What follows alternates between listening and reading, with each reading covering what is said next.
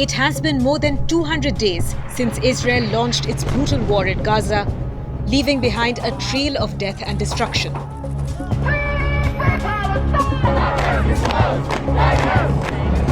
But the anger of these students in America is boiling over now.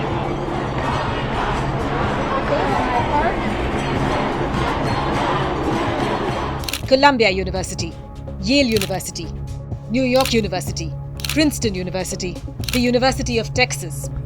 The list goes on and on. Students from the biggest universities in America, the Ivy Leagues, have pitched tents on their campus grounds and are staging sit-ins. They call it Gaza Solidarity encampments.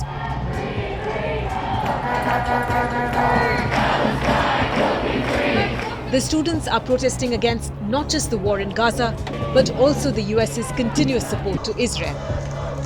They are demanding a permanent ceasefire in Gaza, an end to US's military assistance for Israel, and university divestment, that is, withdrawal of stocks, bonds, or investment funds from arms suppliers and companies benefiting from the war. The majority of these people don't really have solidarity with the people in Palestine. The majority of these people here are there to spread hate, aggression, violence against the Jewish people.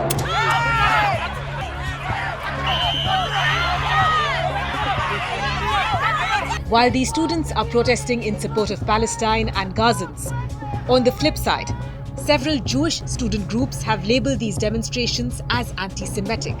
They claim that the pro-Palestine protests are against Israel and Zionism, which calls for a separate Jewish state on the Palestinian lands. But pro-Palestine protesters say being anti-Israel or anti-Zionist is not the same as anti-Semitism, which means hatred for all Jews.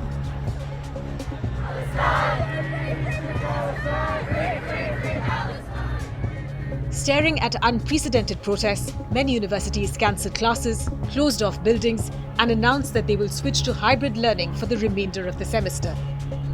In some universities and colleges, police or state troopers have tried to dismantle the encampments, but the number of tents keeps swelling as the protests carry on and students refuse to clear out.